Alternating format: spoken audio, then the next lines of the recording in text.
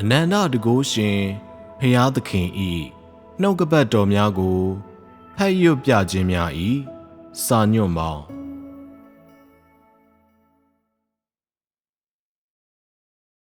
ဖျားသခင်ဤစီမံခန့်ခွဲမှုအထဲ၌သာလူသားသည်ကယ်တင်ခြင်းခံရနိုင်သည်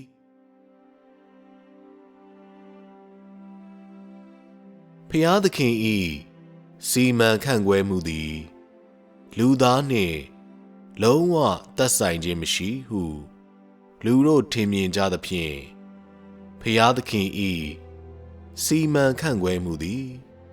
ထူးဆန်းသည်ဟုလူတိုင်းကထင်မြင်ယူဆကြသည်ဤစီမံခန့်ခွဲမှုသည်ဖျားသခင်တဦး၏အလုပ်ဖျားသခင်ဤကိုယ်ပိုင်လုပ်ငန်းဟုယူဆသဖြင့်လူသားတို့သည်ဖျားသခင်ဤစီမံခန့်ခွဲမှုအပေါ်စိတ်မဝင်စားပါဤနည်းအားဖြင့်လူသားတို့ဤကယ်တင်ခြင်းမှာမရေမရာမပြတ်မသားဖြစ်လာကယခုတွင်အတိတ်ပဲကင်းမဲ့သောလေလုံးထွားခြင်းသာဖြစ်နေပါတော့သည်လူသားသည်ရွေးနှုတ်ကယ်တင်ခံရကာတာယာလှပသောခရီးလမ်းဆုံးပန်းနိုင်သို့ဝင်ရောက်ရေးအတွက်ဖျားသခင်နောက်သို့လိုက်တော်လဲဖျားသခင်သည်၎င်း၏အမှုတော်အားမြည်သို့ထမ်းဆောင်သည်ကိုလူသားသည်လုံးဝစိတ်မဝင်စားပါလူသားသည်ဖျားသခင်ဆောင်ရွက်ရန်စီစဉ်ထားသည့်အရာနှင့်ကယ်တင်ခြင်းရရှိရန်၎င်းပါဝင်ရမည်အခန်းကဏ္ဍကိုဂရုမစိုက်ပါမိမြဝမ်းနည်းစရာကောင်းလိုက်ပါသနည်းလူသားဤကယ်တင်ခြင်းသည်ဖျားသခင်ဤစီမံခန့်ခွဲမှုမှကင်းကွာ၍မရပါဖျားသခင်ဤအစီအစဉ်မှကွဲကွာရန်ပို၍ပင်မဖြစ်နိုင်ပါသို့တော်လည်းလူသားသည်ဖျားသခင်ဤစီမံခန့်ခွဲမှုကိုအရေးကြီးသည်ဟုမထင်ပါထို့ကြောင့်ဖျားသခင်ထံမှပို၍ဝေးကွာလာသည်အကျိုးဆက်အနေဖြင့်တိုးပွားလာသောလူအများအပြားသည်ဖန်ဆင်းခြင်းဖျားသခင်ကိုယုံကြည်ခြင်းဖျားသခင်ကိုကိုးကွယ်ခြင်းစသည်ဖြင့်လူသား၏ကယ်တင်ခြင်းနှင့်အနီးကပ်ဆက်ဆက်နေသည့်အရာများကိုမသိပဲဖျားသခင်နောက်တော်သို့လိုက်ပါသူများဖြစ်လာနေကြသည်ဤသို့ဖြစ်ပါကယခုအချိန်တွင်ဖျားသခင်နောက်တော်သို့လိုက်ပါသူတဦးစီသည်ဖျားသခင်နောက်လိုက်ခြင်းနှင့်သူ့ကိုယုံကြည်ခြင်း၏အရေးပါပုံကိုရှင်းလင်းစွာသိရှိနိုင်ရန်ငါတို့သည်ဖျားသခင်၏စီမံခန့်ခွဲမှုအကြောင်းပြောရပါမည်ကောင်းကြီးမင်္ဂလာများခံစားရန်ကပ်ဘေးမှရှောင်ရှားရန်သို့မဟုတ်အောင်မြင်ရန်အတွက်သာဖျားသခင်၏နောက်တော်သို့လိုက်မည်စား၎င်းတို့ရှောက်လန်းရမည်လမ်းကိုလည်း၎င်းတို့ပိုမိုတိကျစွာရွေးချယ်နိုင်ပါမည်ဖျားသခင်၏စီမံခန့်ခွဲမှုသည်လူသားအတွက်လေးနက်ပုံရနိုင်တော်လဲလူသားအနေဖြင့်နားမလည်နိုင်စရာအကြောင်းမရှိပါဖျားသခင်၏အမှုတော်အားလုံးသည်လူသား၏ကယ်တင်ခြင်းနှင့်ဆက်ဆက်နေကဘဝအသက်ရှင်ခြင်းလူသားတို့၏ခရီးလမ်းဆုံးပန်းနိုင်စသည်တို့နှင့်ပတ်သက်နေသောကြောင့်ဖြစ်သည်ဖျားသခင်သည်လူသားတို့အကြားနှင့်လူသားတို့အပေါ်ဆောင်ရွက်သည့်အမှုမှာလွန်စွာလက်တွေ့ကျ၍အဓိပ္ပာယ်ရှိသည်ဟုဆိုနိုင်သည် ဤသည်ကိုလူသားသည်မြင်နိုင်ခဲ့တွေ့ကြုံနိုင်ခဲ့ပြီးဤသည်မှာလက်ဆုပ်လက်ကင်မဲ့သောစိတ်ကူးတတ်တာမဟုတ်ပါဖျားသခင်ဤပြုသောအမှုအလုံးကိုလူသားကလက်မခံနိုင်ပါကဤအမှုမှာမည်သို့အဓိပ္ပာယ်ရှိနိုင်မည်နည်းထို့ပြင်လူသားသည်ဤစီမံခန့်ခွဲမှုမှာကယ်တင်ခြင်းမည်သို့ရနိုင်မည်နည်းဖျားသခင်ဤနောက်တော်လိုက်သော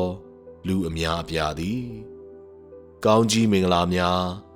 မည်သို့ရနိုင်ပုံသို့မဟုတ်ကပ်ဘေးမှမည်သို့ရှောင်ရှားနိုင်ပုံတို့ကိုသာစိတ်ဝင်စားကြသည်ဖျားသခင်၏အမှုတော်နှင့်စီမံခန့်ခွဲမှုဟုဆိုလိုက်သည်နှင့်၎င်းတို့အတန်တိတ်သွားကြပြီးစိတ်ဝင်စားမှုအားလုံးကုန်ဆုံးသွားသည်ဤသို့ညီငွေ့ပွဲကောင်းသောမိဂုံးများကိုသိခြင်းသည်၎င်းတို့၏အသက်တာကိုကြီးထွားနိုင်စေခြင်းလည်းမရှိအကျိုးလည်းမရှိသောကြောင့်ဖျားသခင်ဤစီမံခန့်ခွဲမှုကြောင့်၎င်းတို့ကြားဘူးတော်လဲပေါ့တန်ပင်သဘောထားကြသည်ထို့ပြင်၎င်းတို့ဘဝဤအစိတ်ပိုင်းတည်းဟု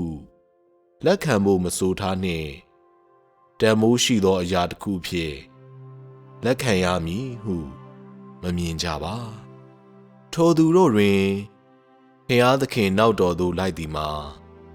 ကောင်းကြီးမင်္ဂလာရရန်ဟူသောအလွန်ရိုးရှင်းသည့်ရည်မှန်းချက်တစ်ခုရှိပြီး၎င်းတို့သည်ဤရည်မှန်းချက်နှင့်မသက်ဆိုင်သောအရာများဆောင်ရွက်ရန်အလွန်ပြင်းရည်ကြသည်ကောင်းကြီးမင်္ဂလာများရရှိရန်ဖျားသခင်ကိုယုံကြည်ခြင်းသည်၎င်းတို့အတွက်အသင့်တော်ဆုံးရည်မှန်းချက်ပန်းနိုင်ဖြစ်ပြီးဤသည်မှာ၎င်းတို့ယုံကြည်ချက်ဤတန်ဖိုးပင်ဖြစ်သည်ဤရည်မှန်းချက်မရရှိနိုင်သည့်အရာများမှာ၎င်းတို့အပေါ်မည်သို့မျှတက်ရောက်မှုမရှိပါယနေ့ဖျားသခင်ကိုယုံကြည်သူအများစုမှာဤသို့ဖြစ်နေသည်ဖျားသခင်ပေါ်ယုံကြည်ခြင်းနှင့်အတူ၎င်းတို့သည်ဖျားသခင်တို့အသုံးခံကားဖျားသခင်ထံမိမိတို့ကိုစက္ကပ်အနှံကြပြီး၎င်းတို့တာဝန်ကိုထမ်းဆောင်ကြသောကြောင့်၎င်းတို့၏ရည်ရွယ်ချက်နှင့်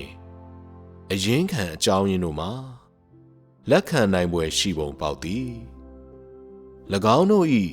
ငယ်ရွယ်မှုကိုစွန့်လွတ်ခါမိသားစုနှင့်အလုပ်တို့ကိုစွန့်၍အိမ်နှင့်ဝေးရာတွင်နှစ်ပေါင်းများစွာပင်အလုပ်များနေကြသည်၎င်းတို့၏လမ်းဆုံးပန်းနိုင်အတွက်၎င်းတို့၏စိတ်ဝင်စားမှုများကိုပြောင်းလဲကာဘဝအပေါ်ရှုမြင်ပုံကိုပြောင်းလဲ၍၎င်းတို့ရှာဖွေရာဥတီချက်ကိုပင်ပြောင်းလဲကြသည်တို့ရာတွင်ဖျားသခင်ပေါ်၎င်းတို့ယုံကြည်ရခြင်း၏ရည်ရွယ်ချက်ကိုမူမပြောင်းလဲနိုင်ကြပါ၎င်းတို့ကြိုက်နှစ်သက်ဆုံးရာများကိုစီမံခန့်ခွဲရန်အလုပ်ရှုပ်နေကြပါသည်လမ်းခရီးမိမျှပင်ဝေးပါစေလမ်းခရီးတွင်အခက်ခဲများနှင့်အတားအဆီးများမိမျှပင်ရှိပါစေဆွဆွဲမြဲမြဲလှုပ်ဆောင်ပြီးသေခြင်းကိုမကြောက်ကြပါမြည်သည့်တကူကြောင့်၎င်းတို့ဤသို့ဆက်လက်ဆက်ကပ်နိုင်ကြသည်။၎င်းတို့၏အသည့်တရားလား၎င်းတို့၏ကောင်းမွန်လွန်း၍မြင့်မြတ်သောအကျင့်စာရိတ္တကြောင့်လားအဆုံးတိုင်အောင်မကောင်းမှုစွမ်းအားများကိုတိုက်ထုတ်ရန်ကြံ့ခိုင်သည့်စိတ်ဓာတ်ကြောင့်လားစုရရန်မဟုတ်ဘဲဖျားသခင်ကို သက်သေခံသည်၎င်းတို့၏ယုံကြည်ခြင်းကြောင့်လားဖျားသခင်၏အလိုတော်ကိုဖြည့်ဆည်းရန်အရာအလုံးကိုစွန့်လွတ်လိုသော၎င်းတို့၏သစ္စာရှိမှုလားသို့မဟုတ်လွန်ကဲသည့်ကိုယ်ရေးကိုယ်ရာလိုအပ်ချက်များကိုအမြဲစွန့်လွတ်စေခဲ့သည့်၎င်းတို့၏စက္ကပ်မှုစိတ်ဓာတ်ကြောင့်လားရှင်းရှင်းပြောရပါကဖျားသခင်၏စီမံခန့်ခွဲမှုအလုပ်ကိုတခါမျှမသိခဲ့သူများအတွက်ဤမျှပေးဆက်ခြင်းမှာကြီးမားသောအံ့ဩဖွယ်ရာတစ်ရက်ပင်ဖြစ်ပါသည်ယခုအချိန်တွင်ထိုသူတို့မြည်မျှပေးဆက်ခဲ့ကြောင်းကိုမဆွေးနွေးကြပါစို့နှင့်တို့ရာတွင်၎င်းတို့၏အပြုအမူကိုငါတို့လွန်စွာသုံးသပ်ထိုက်ပေသည်၎င်းတို့နှင့်လွန်စွာအနီးကပ်ဆက်ဆက်လျက်ရှိသည့်အကျိုးကျေးဇူးများမှလွဲ၍ဘုရားသခင်ကိုမြည်သည့်အခါကမျှနားမလည်သောထိုသူတို့တွင်သူ့ကိုဤမျှပေးဆက်စေသည့်အခြားအကြောင်းရင်းများရှိနိုင်ပါသလား၎င်းတွင်ယခင်ကမတွေ့ခဲ့သောပြဿနာတစ်ရပ်ငါတို့တွေ့ရှိရသည်ဤသည်မှာလူသားနှင့်ဖျားသခင်၏ဆက်ဆံရေးမှာမိမိကိုယ်ကျိုးတစ်ခုတည်းကြောင့်သာဖြစ်သည်ဆိုခြင်းဖြစ်သည်ဤဆက်ဆံရေးမှာကောင်းကြီးမင်္ဂလာလက်ခံရရှိသူနှင့်ပေးဆက်သူတို့ကြားဖြစ်သည်ရှင်းရှင်းပြောပါကအလုတ်သမားနှင့်အလုတ်ရှင်တို့ကြားဆက်ဆံရေးကဲ့သို့ဖြစ်သည်အလုတ်သမားသည်အလုတ်ရှင်မှချပေးသောစုများကိုလက်ခံရရှိရေးအတွက်သာအလုတ်လုပ်သည်ဤသို့သောဆက်ဆံရေးတစ်ရပ်တွင်ချစ်ချင်းမေတ္တာမရှိအပေးယူတစ်ရပ်သာရှိသည်ချစ်ချင်းနှင့်အချစ်ခံရခြင်းမရှိပေးကမ်းစွန့်ကြဲခြင်းနှင့်တနာညှာတာမှုသာရှိသည်နားလည်မှုမရှိခြင်းကြိတ်မိတ်သီးခံခြင်းနှင့်လှည့်ပြားခြင်းသာရှိသည်ယဉ်နီးမှုမရှိပေါင်းကူးခင်း၍မရနိုင်သောကွာဟချက်သာရှိသည်ဤအနေထားသို့ရောက်ပြီးဆိုပါကဤသို့သောလမ်းကြောင်းကိုမည်သူကပြန်ပြောင်း၍လှည့်လိုက်နိုင်မည်နီဤဆက်ဆံရေးညီမျှဆိုးရွားသွားပြီဖြစ်ကြောင်းလူဘယ်နှဦးသည်အမှန်တကယ်နားလည်နိုင်စွမ်းရှိကြသနည်းလူများသည်ကောင်းကြီးမင်္ဂလာခံစားရခြင်း၏ဝမ်းမြောက်မှုတွင်မိမိတို့ကိုယ်ကိုနှိမ့်မြုပ်ထားသည့်အခါဘုရားသခင်နှင့်ဤသို့သောဆက်ဆံရေးသည်မြည်မျှရှက်ဖွယ်ကောင်းပြီးအမြင်မတော်သည်ကိုမည်သူမျှစိတ်ကူးနိုင်မည်မဟုတ်ဟုငါယုံကြည်သည်ဘုရားသခင်၏အမှုအကြားတွင်လူသားသည်မိမိဘာသာစီမံခန့်ခွဲနေပြီးဘုရားသခင်၏စီမံခန့်ခွဲမှုကိုနာခံခြင်းမရှိခြင်းမှာဘုရားသခင်ပေါ်လူသားမျိုးနွယ်၏ယုံကြည်ခြင်းနှင့်ပတ်သက်၍ဝမ်းနည်းစရာအကောင်းဆုံးဖြစ်သည်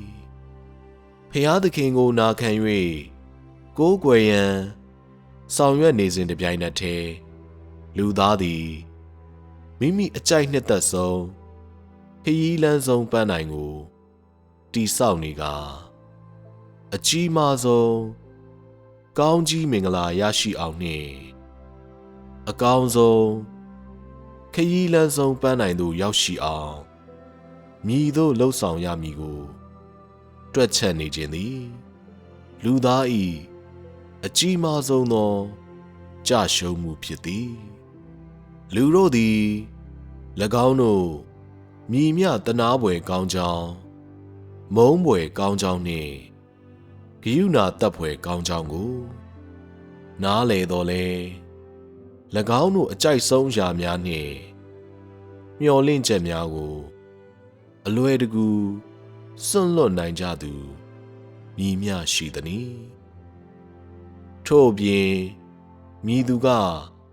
၎င်း၏ခြေလမ်းများကိုရပ်တန့်ကမိမိအကြောင်းကိုသာစဉ်းစားခြင်းကိုရက်စဲနိုင်မည်နီ။ဖျားသခင်သည်သူနှင့်အနီးကပ်ပူးပေါင်းလုပ်ကိုင်က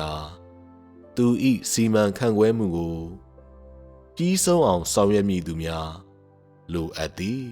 ။သူကိုနာခံရေးအတွက်သူ၏စီမံခန့်ခွဲမှုလုပ်ငန်းတွင်စိတ်ရောကိုယ်ပါအနံ့မည်သူများလိုအပ်သည်။နေ့စဉ်လက်ဖြန့်တောင်းသူများမလိုပါ။အနည်းငယ်သာပေး၍ဤကျေးဇူးပြုမှုအတွက်ပြန်လည်ပေးဆက်မှုရယူရန်စောင့်နေသူများကိုတာ၍ပင်မလိုပါ။အနည်းငယ်သာပါဝင်လုပ်ကိုင်၍မိမိတို့၏အောင်မြင်မှုများကိုကျေနပ်ခါဘာမျှဆက်မလုပ်တော့သည့်သူများကိုဖျားသခင်ကဆက်ဆုပ်ယွန်ရှာသည်။သူ၏စီမံခန့်ခွဲမှုလုပ်ငန်းပေါ်မကြေမချမ်းဖြစ်ခါကောင်းငင်ဘုံရောက်ရေးနှင့်ကောင်းကြီးမင်္ဂလာများရရှိရေးအကြောင်းကိုသာပြောလိုကြသည့်သွေးအေးသူများကိုသူမုန်းတီးသည်လူသားတို့ကိုကယ်တင်ရေးအတွက်သူဆောင်ရွက်သည့်အလုပ်ပေါ်အခွင့်ကောင်းယူသူများကိုပို၍ပင်သူယွံမုန်းသည်ထိုသူတို့မှာဖျားသခင်ကသူ၏စီမံခန့်ခွဲမှုမှနေ၍မြည်သည့်အရာတို့ကိုအောင်မြင်လိုပြီးမြည်သည်တို့ကိုရရှိလိုကြောင်းမြည်သည့်အခါကမျှဂရုမစိုက်ခဲ့သည့်အတွက်ဖြစ်သည်၎င်းတို့သည်ကောင်းကြီးမင်္ဂလာရရှိရေးအတွက်ဖျားသခင်၏အမှုတော်မှရရှိသည့်အခွင့်အရေးများကိုမြည်သို့အသုံးချနိုင်မည်ဆိုသည်ကိုသာဂရုစိုက်ကြသည်၎င်းတို့၏အနာဂတ်နှင့်ကံကြမ္မာတို့နှင့်ဖီစည်းနေသည့်အတွက်ဖျားသခင်၏စိတ်နှလုံးကိုဂရုမစိုက်ကြပါဖျားသခင်၏စီမံခန့်ခွဲမှုလုပ်ငန်းအပေါ်မကြေမချမ်းဖြစ်ခါဖျားသခင်သည်လူသားတို့ကိုကယ်တင်ပုံကြောင်းနှင့်သူ၏အလိုတော်တို့ကိုအနည်းငယ်များစိတ်မဝင်စားသူတို့သည်၎င်းတို့နှစ်သက်ရာကိုသာဖျားသခင်၏စီမံခန့်ခွဲမှုမှတီးခြားလုပ်ကိုင်နေကြသည်၎င်းတို့၏အပြုမူကိုဖျားသခင်ကအထိတ်အမှတ်ဖြင့်ဂုဏ်ပြုခြင်းမရှိသဘောတူခွင့်ပြုခြင်းမရှိဖျားသခင်၏မျက်နှာသာပေးခံရခြင်းတာ၍ပင်မရှိပါကျေပြန့်လာသောစัจ java လာထဲတွင်ဘဝနိယာမကိုထပ်တလဲလဲလိုက်နာလျက်ပုံသေးစည်းကမ်းတရက်ကိုလိုက်နာကသက်ရှိတတ္တဝါမည်များသည်အသက်ရှင်လျက်မျိုးပွားနေကြသည်။သေသူများသည်ရှင်သူများ၏ဇလံများကို၎င်းတို့နှင့်အတူယူသွားကြပြီ။ရှင်နေသူများသည်သေပြီးသောသူများ၏ဝမ်းနည်းပွေရာသမိုင်းတရက်ကိုတဖန်ပြန်လုပ်ကြသည်။ထို့ကြောင့်လူသားသည်မိမိကိုယ်ကိုကျွန်ုပ်တို့မြည်သည့်အတွက်သက်ရှင်သည်။အဘယ်ကြောင့်သေရသည်။ဤကဘာကိုအုပ်ချုပ်သူမှာမြည်သူနီ။ဤလူသားမျိုးနွယ်ကိုမြည်သူဖန်ဆင်းခဲ့သည်။တဘာဝမိခင်ကလူသားမျိုးနွယ်ကိုအမှန်တကယ်ဖန်ဆင်းခဲ့သလော။လူသားမျိုးနွယ်သည်မိမိ၏ကံကြမ္မာကိုအကယ်ပင်ထိန်းချုပ်နိုင်သလောဟုမမေးဘဲမနေနိုင်တော့ပါ နှစ်ပေါင်းထောင်ပေါင်းများစွာလူသားမျိုးနွယ်သည်ဤမေးခွန်းများကိုထပ်တလဲလဲမေးခဲ့သည်လူသားသည်ဤမေးခွန်းများကိုဆွဲလန်းလာလေလေသိပ္ပံပညာကိုငတ်မွတ်လာလေလေဖြစ်သည်မှာဆိုလာသည်သိပ္ပံပညာသည်ခဏတာဆန္ဒပြည့်စေပြီးအသွေးအသားကိုယာယီပျော်ရွှင်မှုပေးတော်လဲလူသားကိုတူးရဲဖြစ်နေခြင်းအထီးကျန်နေခြင်းနှင့်မိမိစိတ်ဝိညာဉ်၏နတ်ရှိုင်းရာအတွင်းရှိမလုံတလုံးဖြစ်နေသောကြောက်ရွံ့မှုနှင့်အကူအညီမဲ့နေခြင်းတို့မှလွတ်ကင်းစေသည့်အထိလုံလောက်ရန်ဝေးပါသေးသည်ပဂတိမျက်လုံးဖြင့်မြင်နိုင်ပြီးအုံနောက်ဖြင့်နားလည်နိုင်သည့်သိပ္ပံပညာကိုမိမိ၏နှလုံးသားခံစားမှုကင်းမဲ့စေုံမျှသာလူသားတို့ကအသုံးပြုခြင်းဖြစ်သည်တို့ရာတွင်နက်နဲရာများကိုစူးစမ်းလေ့လာမှုမပြုရန်၎င်းသိပ္ပံပညာသည်လူသားတို့ကိုတားမြစ်နိုင်ခြင်းမရှိပါလူသားတို့သည်လူသားတို့၏အစနှင့်အနာဂတ်တို့ကိုသိရန်မဆိုထားနှင့်စัจ java လာရှိအလုံးစုံသောအရာတို့၏အချုပ်အခြာအာဏာရှင်မည်သူဖြစ်သည်ကိုပင်မသိပါလူသားသည်ဤနိယာမကြားတွင်မတက်တာ၍အသက်ရှင်နေုံမျှသာဖြစ်သည်မည်သူမျှဤသည်မှလွတ်မြောက်နိုင်ခြင်းမရှိပြောင်းလဲနိုင်ခြင်းမရှိအကြောင်းမှာအလုံးစုံသောအရာများကြားနှင့်ကောင်းငင်ဘုံ၌ခတ်သိမ်းသောအရာတို့ပေါ်ကဘာအဆက်ဆက်အချုပ်ချာအာဏာရှိသူတူးသာရှိသည်ထိုသူမှာလူသားတို့တခါမျှမမြင်ဘူးသောသူလူသားတို့တခါမျှမသိဘူးသူ၎င်းရှိကြောင်းလူသားတို့တခါမျှမယုံကြည်ဘူးသူဖြစ်သည်တို့ရာတွင်သူသည်လူသားတို့၏ဘိုးဘွားများထဲဇီဝအသက်ကိုမှုတ်သွင်းခဲ့ပြီးလူသားတို့ကိုအသက်ပေးခဲ့သူဖြစ်သည်လူသားများရှိနေရေးအတွက်ထောက်ပံ့အားဖြည့်ပေးနေပြီးယနေ့တိုင်လူသားတို့ကိုလမ်းပြသူဖြစ်သည်ထို့အပြင်သူသာလျှင်လူသားတို့ရှင်သန်နေရေးအတွက်အားထားရာဖြစ်သည်အရာအလုံးပေါ်အချုပ်ချာအာဏာရှိပြီးစัจ java လာအောင်တက်ရှိအလုံးကိုအုပ်ချုပ်သူဖြစ်သည်ရာသီ၄ပါးကိုကွက်ကဲအုပ်ချုပ်တော်မူ၍လေစီးနှင်းငယ်နှင်းနှင့်မိုးတို့ကိုခေါ်တော်မူသောသူဖြစ်သည်လူသားတို့ကိုနေရောင်ပေး၍ညကိုခေါ်ဆောင်လာသူဖြစ်သည်ကောင်းကင်နှင့်မြေကြီးကိုခင်းကျင်းသူလူသားတို့ကိုတောင်များရေကန်များမြစ်များနှင့်၎င်းတို့အတွင်းရှိသက်ရှိအားလုံးကိုပေးသောသူမှာသူဖြစ်သည်သူ၏အမှုသည်နေရာတိုင်းတွင်ရှိ၏သူ၏တန်ခိုးသည်နေရာတိုင်းတွင်ရှိ၏သူ၏ဉာဏ်အမျှော်မြင်သည်နေရာတိုင်းတွင်ရှိ၏သူ၏အာဏာသည်နေရာတိုင်းတွင်ရှိ၏ဤနိယာမနှင့်စီးမြင်တစ်ခုစီသည်သူ၏အမှုကိုရုပ်လုံးပေါ်စေကား၎င်းတို့တစ်ခုစီတိုင်းသည်သူ၏ဉာဏ်အမျှော်မြင်နှင့်တန်ခိုးတို့ကိုထုတ်ဖော်ပြသသည်သူ၏အချုပ်အခြာအာဏာမှမိမိကိုယ်ကိုလွတ်ငြိမ်းခွင့်ရအောင်မည်သူပြုလုပ်နိုင်သနည်းထို့အပြင်သူ၏အစီအမံများမှမိမိကိုယ်ကိုထွက်ခွာခွင့်ရအောင်မည်သူပြုလုပ်နိုင်မည်နည်းအလုံးစုံသောအရာတို့သည်သူ၏ စူးစိုက်ကြည့်မှုအောက်တွင်ရှိသည့်အပြင်အလုံးစုံသောအရာတို့သည်သူ၏အချုပ်အခြာအောက်တွင်ရှိပါသည်သူသည်အမှန်တကယ်တည်ရှိ၍အရာအလုံးပေါ်အချုပ်အခြာအာဏာရှိသည်ဟူသောအချက်ကိုသူ၏အမှုနှင့်အာဏာတို့ကြောင့်လူသားတို့သည်အခြားရွေးချယ်စရာမရှိဘဲဝန်ခံကြရပေသည်သူမှလွဲ၍မည်သည့်အရာမျှဤလူသားများကို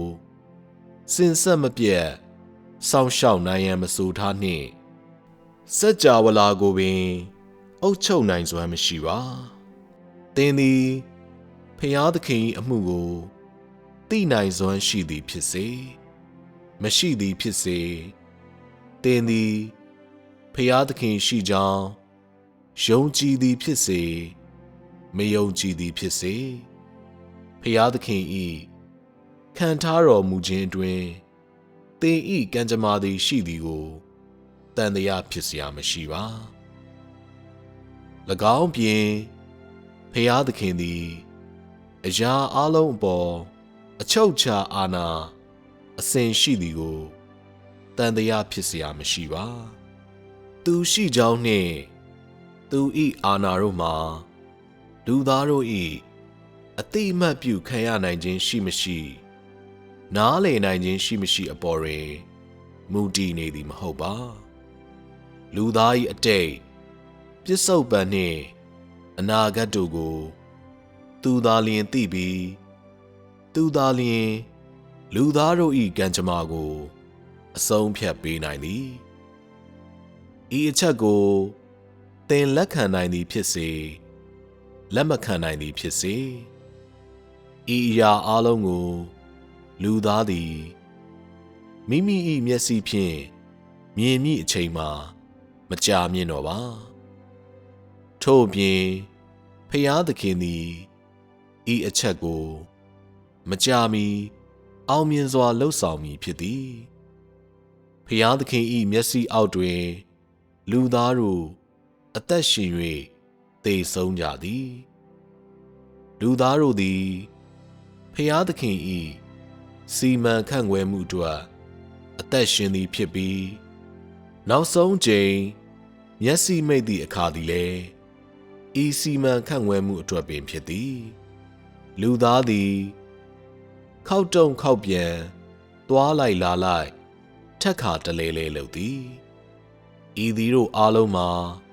ချွင်းချက်မရှိဖျားသခင်၏အချုပ်အခြာအာဏာနှင့်အစီအမံတို့၏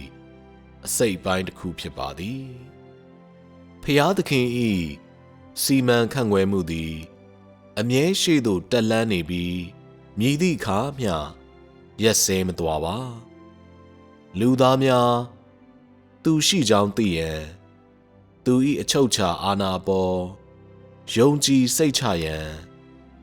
သူ၏အမှုကိုမြင်ရန်နှင့်သူ၏နိုင်ငံတော်သို့ပြန်လာရန်သူပြုလုပ်မည်ဖြစ်သည်ဤသည်မှာသူ၏အစီအစဉ်ဖြစ်ပြီးနှစ်ပေါင်းထောင်ပေါင်းများစွာသူလုပ်ကိုင်နေခဲ့သည်ဤအမှုဖြစ်သည်ဖျားသခင်၏စီမံခန့်ခွဲမှုအလုပ်သည်ကမ္ဘာကိုဖန်ဆင်းချိန်ကစတင်ခဲ့ပြီးလူသားသည်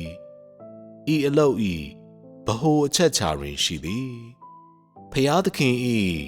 အရာအလုံးကိုဖန်ဆင်းမှုသည်လူသားအတွက်ဟုပြောနိုင်သည်သူ၏စီမံခန့်ခွဲမှုအလုပ်သည်နှစ်ပေါင်းများစွာရှည်ကြာပြီးမိနစ်သို့မဟုတ်စက္ကန့်အနည်းငယ်တွင်မျက်စိတမိတ်သို့မဟုတ်တစ်နှစ်နှစ်နှစ်တွင်လှုပ်ဆောင်ခဲ့ခြင်းမဟုတ်သဖြင့်သူသည်လူသားများအသက်ရှင်နေနိုင်ရေးအတွက်လိုအပ်သည့်နေလတတ္တဝါမျိုးမျိုးအစာနှင့်သက်ရှိပတ်ဝန်းကျင်အစရှိသည်တို့ကိုလူသားတို့အတွက်ဖန်ဆင်းခဲ့ရသည်ဤသည်မှာဖျားသခင် စီမံခန့်ခွဲမှုအစဖြစ်သည်၎င်းနောက်ဖျားသခင်သည်လူသားကိုစာတန်လက်ထဲအနှံခဲ့ရပြီးလူသားသည်စာတန်၏ပိုင်နက်တွင်နေခဲ့ကာဤမှသည်ဖျားသခင်အမှု၏ပထမဆုံးခေတ်သို့တဖြည်းဖြည်းရောက်ရှိသွားသည်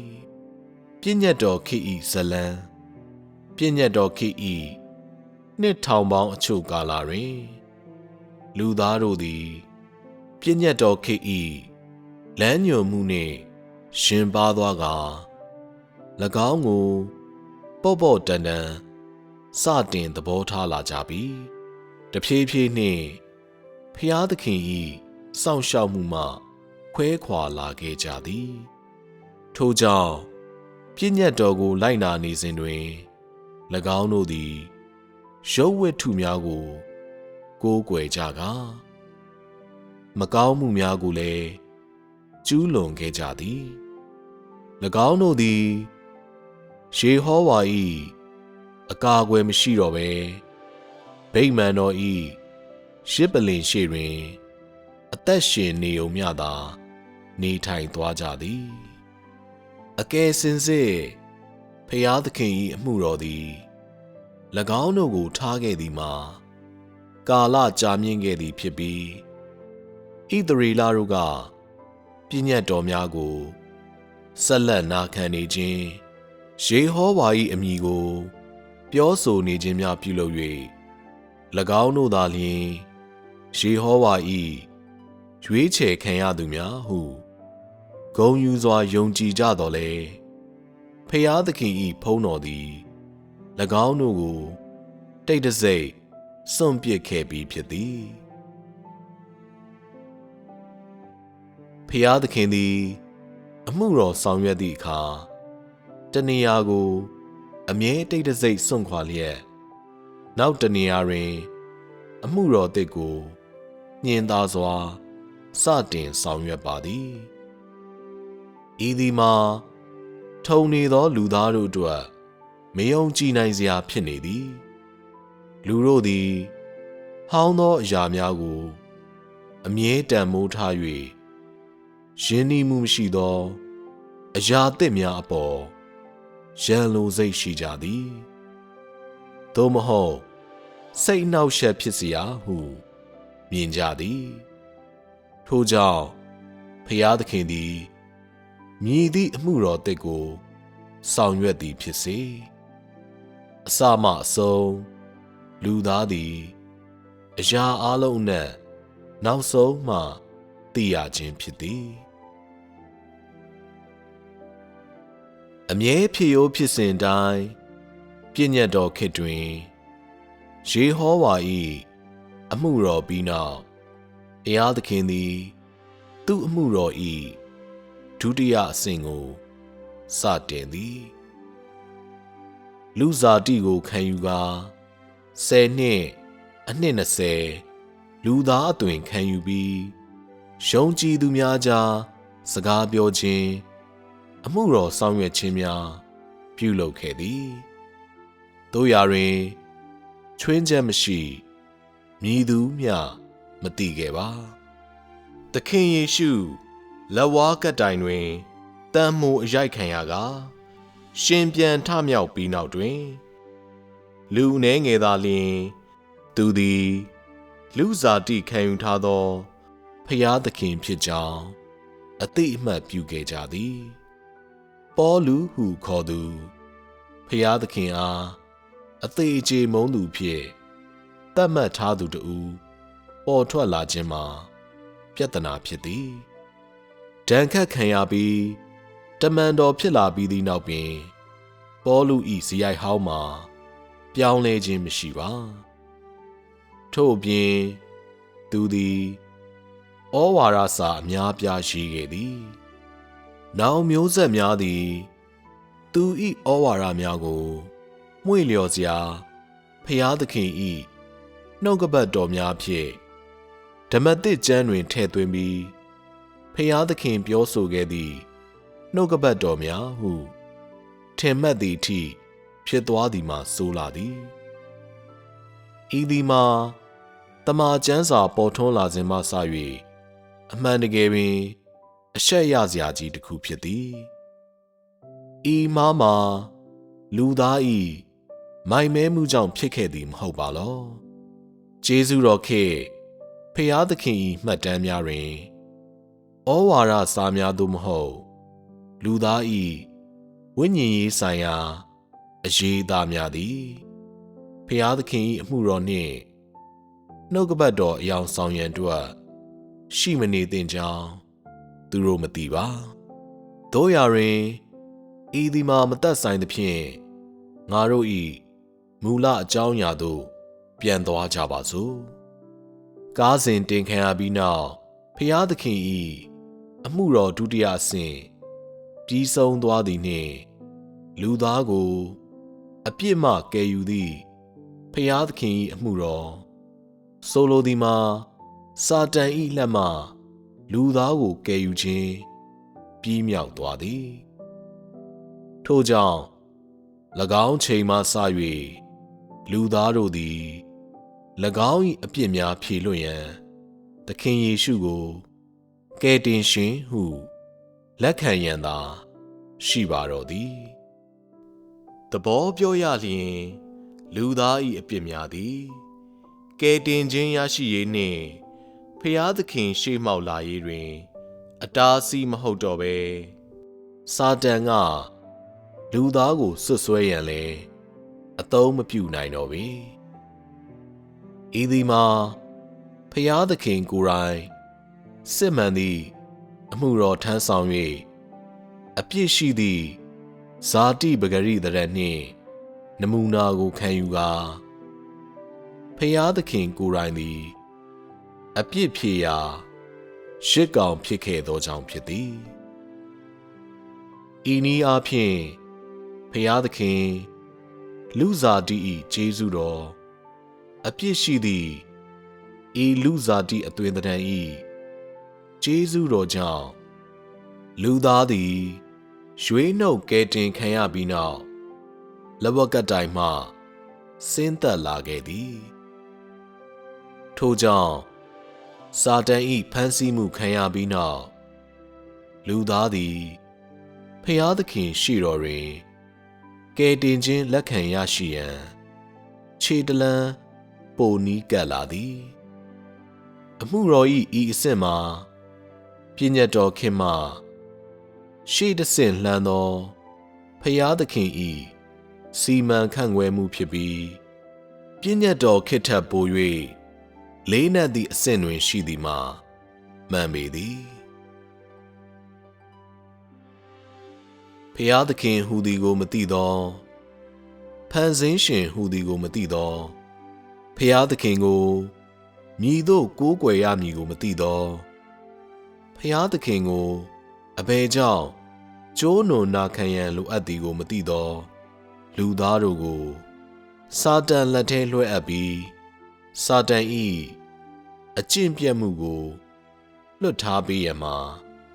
ဖျားသခင်၏စီမံခန့်ခွဲမှုဖြစ်သည်ထို့နောက်လူသားသည်ဖျားသခင်ကိုလုံးဝကိုးကွယ်၍စာတန်ကိုညှင်းပယ်သည့်အထိဖျားသခင်သည်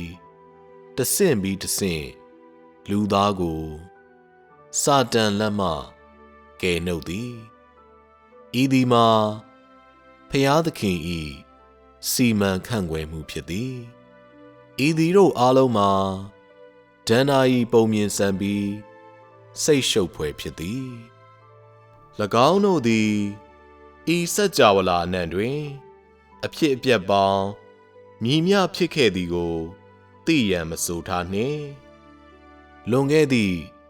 နှစ်ထောင်ပေါင်းအချို့တွင်လူသားပေါ်မြည်မြဖြစ်ခဲ့သည်ကိုလုံးဝမသိသဖြင့်ဤသည်ကိုဒဏ္ဍာရီကဲ့သို့ထင်ရခြင်းဖြစ်သည်ထို့အပြင်၎င်းတို့၏တာရှည်မခံသောမျက်လုံးများမှမမြင်နိုင်အောင်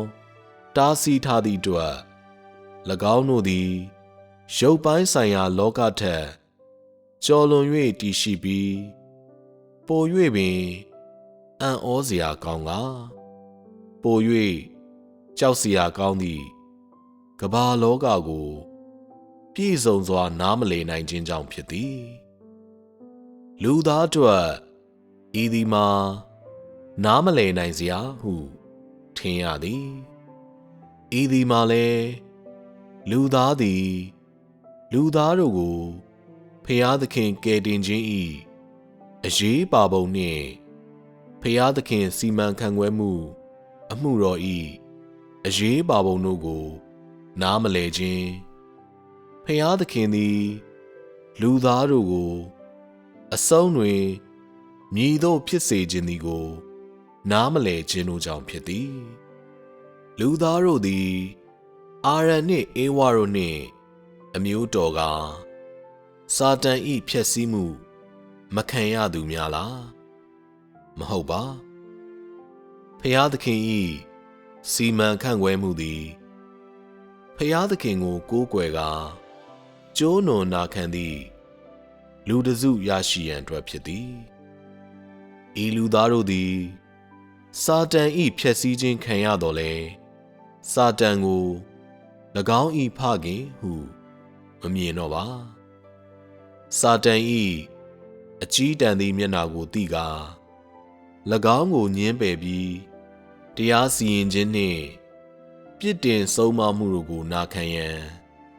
ဖျားသခင်၏ရှေ့တော်သို့လာရောက်သည်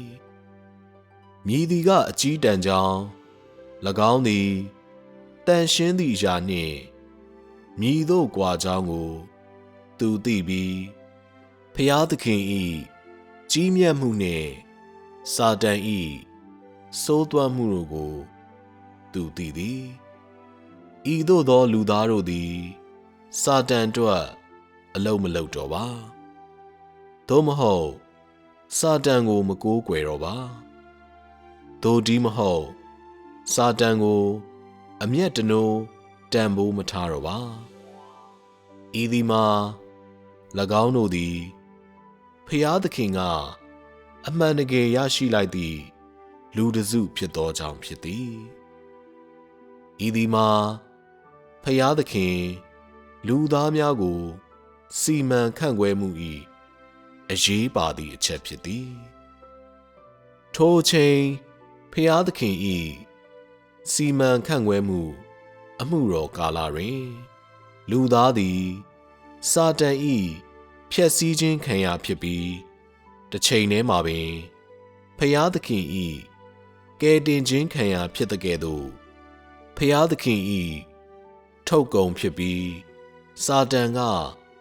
ရယူရေးအတွက်တိုက်ပွဲဝင်ရလည်းဖြစ်၏အမှုတော်ဆောင်နေသည့်တစ်ချိန်တည်းမှာပင်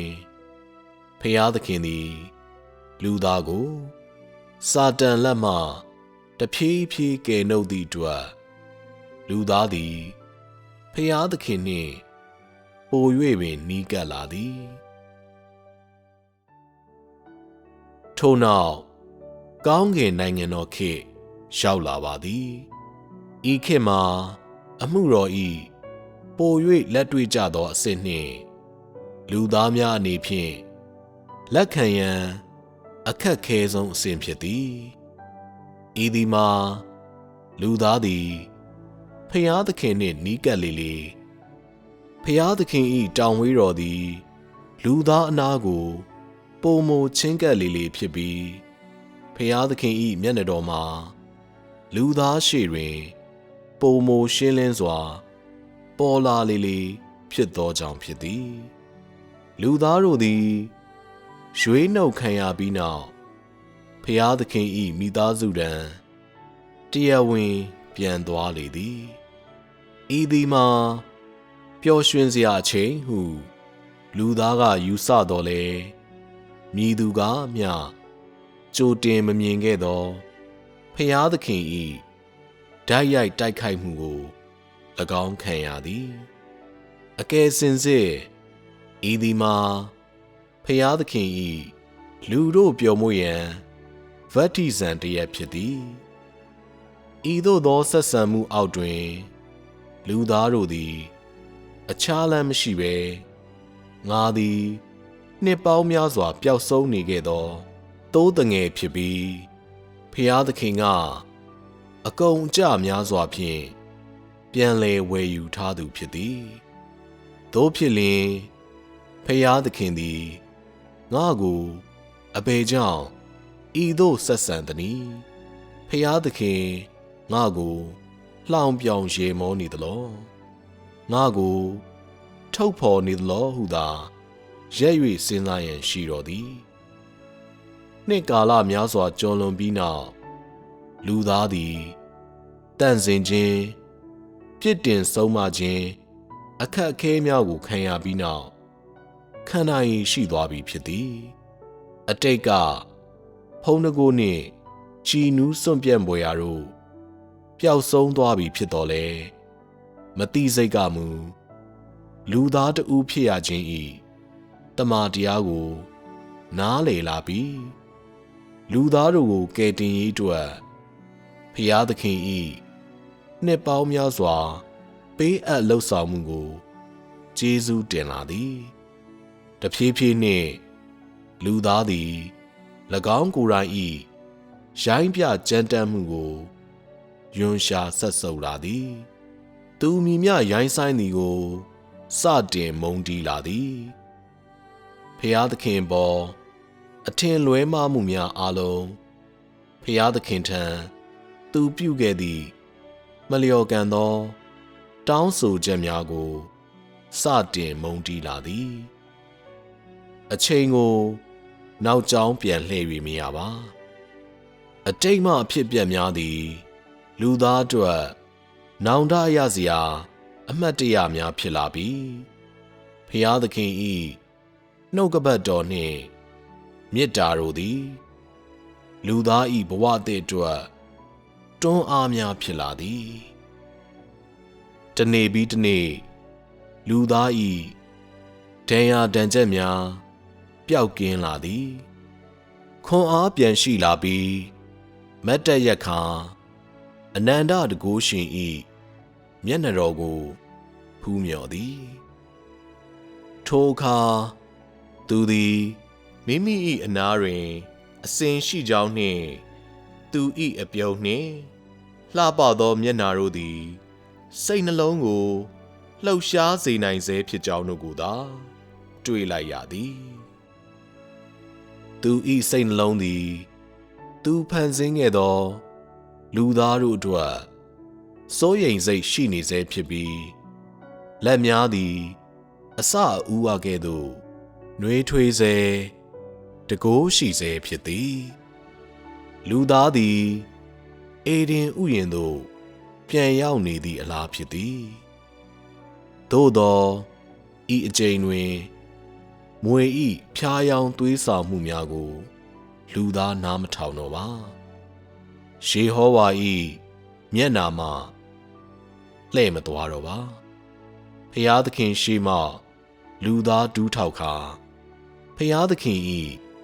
ပြုံးနေသောမျက်နာကိုမော်ဖူးပြီးမိမိဤအဖိုးတန်ဆုံးရစ်ကိုပူဇော်သည်အိုးကျွန်ုပ်ဤသခင်ကျွန်ုပ်ဤဖျားသခင်ဖျားသခင်ဤမေတ္တာနှင့်ဂရုဏာသည်သူဤစီမံခန့်ခွဲမှုအမှုတော်ဤအသေးစိတ်တစ်ခုစီတွင်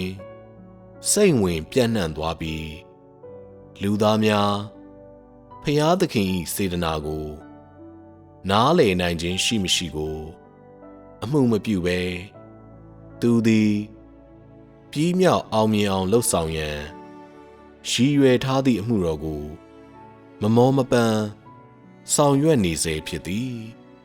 ဖျားသခင်ဤအစီအမံကိုလူသားတို့မြည်မြနားလည်သည်နှင့်မသက်ဆိုင်ပဲဖျားသခင်အမှုတော်ဤအကျိုးကျေးဇူးများနှင့်အကူအညီကိုလူတိုင်းနားလည်နိုင်ပါသည်ယနေ့သင်သည်ဖျားသခင်ကပေးသောမေတ္တာကိုတော်၎င်းဖျားသခင်ကပေးသောအသက်ကိုတော်၎င်း မခံစားရပဲရှိကောင်းရှိနေပါမည်သို့သောဖျားသခင်ကိုသင်မစွန့်လွတ်၍တမန်တရားကိုရှာဖွေရန်သင်ဤဆုံးဖြတ်ချက်ပေါ်အရှုံးမပေး၍ဖျားသခင်ဤအပြုံးသင်ပေါ်ထင်ရှားသည့်တနေ့အမြဲရှိနေပါမည်အကြောင်းမှာဖျားသခင်အမှုတော်စီမံခန့်ခွဲမှု၏ရှိမှန်းချက်မှာစာတန်၏ပိုင်နက်အတွင်းရောက်နေသောလူသားတို့ကိုကယ်တင်ရန်စာတန်၏ဖျက်ဆီးခြင်းကိုခံခဲ့ရပြီးဖျားသခင်ကိုစန့်ကျင်သောလူသားတို့ကိုပြစ်မထားရန်ဖြစ်သည်